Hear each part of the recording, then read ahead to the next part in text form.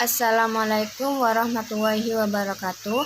Perkenalkan, nama saya Nur Alfi Lailatin, MPN 7202130092 dari kelas perpajakan 2020C.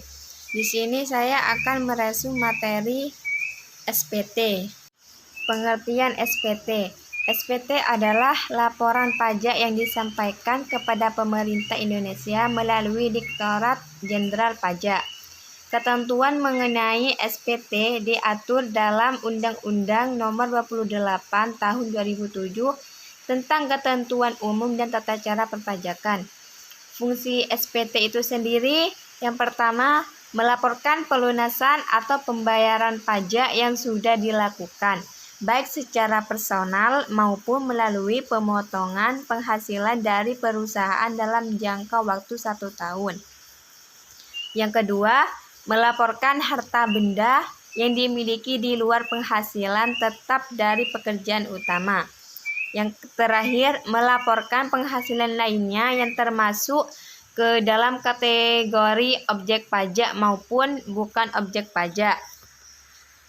Jenis pajak itu sendiri ada dua. Yang pertama, SPT tahunan. SPT tahunan merupakan laporan pajak yang disampaikan 1 tahun sekali atau tahunan, baik oleh wajib pajak maupun wajib pajak pribadi, yang berhubungan dengan perhitungan dan pembayaran pajak penghasilan, objek pajak penghasilan, dan atau harta dan kewajiban sesuai dengan peraturan pajak untuk 1 tahun pajak atau bagian dari tahun pajak. Yang kedua, SPT massa. Di Indonesia terdapat 10 jenis SPT massa. SPT massa tersebut dinamakan berdasarkan nomor pasal di mana aturan pajak tersebut diatur. 10 jenis SPT massa tersebut adalah: yang pertama, PPh pasal 21 atau 26. PPh pasal 22, PPh pasal 23 atau 26, PPh pasal 25, PPh pasal 4 ayat 2, PPh pasal 15, PPN pajak pertambahan nilai, PPN bagi pemungut, PPN bagi pengusaha kena pajak pedagang eceran yang menggunakan nilai lain sebagai dasar pengenaan pajak. Yang terakhir, pajak penjualan atas barang mewah. Tata cara penyelesaian batas waktu. Penyampaian SPT. Yang pertama, tempat penyetoran. Kantor pos atau bank persepsi yang telah ditunjuk menggunakan surat setoran pajak atau SSP. Yang kedua, tempat pelaporan, kantor pajak domisili dan atau lokasi WP. Disampaikan dengan cara langsung ke KPP, dikirim melalui kantor pos atau kurir secara tercatat. Tanda bukti atau tanggal pengiriman pos dianggap sebagai tanda bukti dan tanggal penerimaan SPT sepanjang telah lengkap. Sanksi terlambat setor atau terlambat lapor SPT. Yang pertama, terlambat bayar setor akan dikenakan sanksi administrasi bunga 2% sebulan, maksimum 24 bulan. Yang kedua, terlambat lapor akan dikenakan sanksi administrasi denda. SPT massa dikenakan sanksi 50.000 per SPT. SPT tahunan akan dikenakan sanksi 100.000 per SPT. Pembetulan SPT. Pasal 8 Undang-Undang KUP. Yang pertama, SPT telah disampaikan. Ketentuannya yaitu: yang pertama, dalam jangka waktu 2 tahun, belum ada pemeriksaan, menyampaikan pernyataan tertulis kurang bayar dilunasi, sanksi bunga 22% sebulan dari jumlah pajak yang kurang bayar. Yang kedua, SPT telah diperiksa tetapi belum dilakukan tindakan penyidikan mengenai adanya ketidakbenaran yang dilakukan oleh wajib pajak sebagaimana dimaksud dalam pasal 38. Ketentuannya yaitu: yang pertama, ketidakbenaran diungkapkan sendiri, tidak akan dilakukan penyelidikan, kurang bayar dilunasi, dan yang terakhir, sanksi denda 2 kali jumlah pajak yang kurang dibayar. Surat setoran pajak atau SPP. SPP adalah bukti pembayaran atau penyetoran pajak yang telah dilakukan dengan menggunakan formulir atau telah dilakukan dengan cara lain ke kas negara melalui tempat pembayaran yang ditunjuk oleh Menteri Keuangan.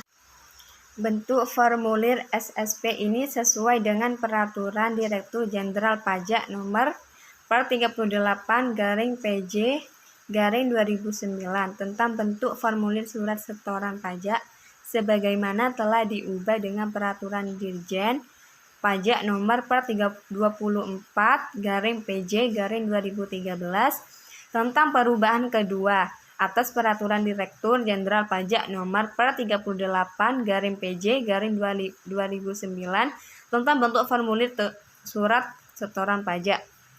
Formulir SSP sebagaimana dimaksud pada ayat 1 dibuat dalam rangkap 4 dengan peruntukan sebagai berikut.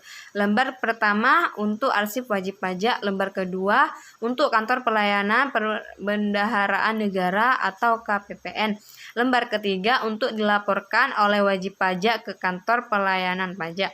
Lembar yang keempat untuk arsip kantor penerima pembayaran.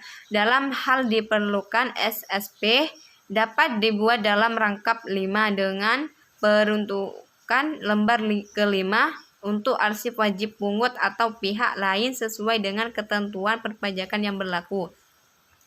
Satu formulir SSP hanya dapat digunakan untuk pembayaran satu jenis pajak dan untuk masa pajak atau 1 tahun pajak atau surat ketetapan pajak atau surat tagihan pajak dengan menggunakan 1 kode akun pajak dan 1 kode jenis setoran, kecuali wajib pajak dengan kriteria tertentu sebagaimana dimaksud dalam penjelasan pasal 3 ayat 3A huruf A Undang-Undang Nomor 6 Tahun 1983 tentang ketentuan umum dan tata cara perpajakan sebagaimana telah beberapa kali diubah terakhir dengan Undang-Undang Nomor 16 Tahun 2009.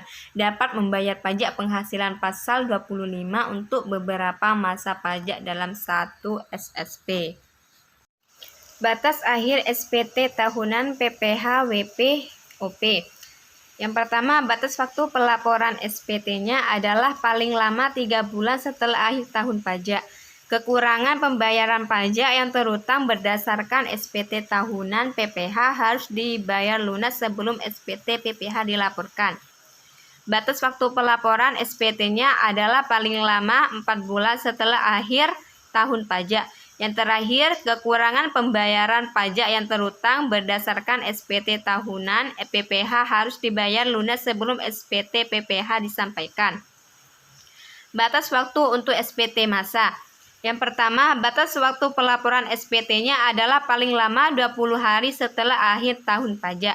Yang kedua, Menteri Keuangan menentukan tanggal jatuh tempo pembayaran dan penyetoran pajak yang terutang untuk suatu saat atau masa pajak bagi tiap-tiap jenis pajak. Paling lama 15 hari setelah saat terutangnya pajak atau berakhirnya masa pajak. Tanggal jatuh tempo pembayaran, penyetoran pajak, dan pelaporan pajak untuk SPT masa yaitu: pertama, jika tanggal jatuh tempo pembayaran pajak bertepatan dengan hari libur termasuk hari Sabtu atau hari libur nasional, maka pembayaran pajak dapat dilakukan pada hari kerja berikutnya. Yang kedua, jika tanggal batas akhir melaporkan bertepatan dengan hari libur termasuk hari Sabtu atau hari libur nasional, pelaporan dapat dilakukan pada hari kerja berikutnya. Baik, mungkin itu saya yang bisa saya sampaikan, kurang lebihnya mohon maaf. Wassalamualaikum warahmatullahi wabarakatuh.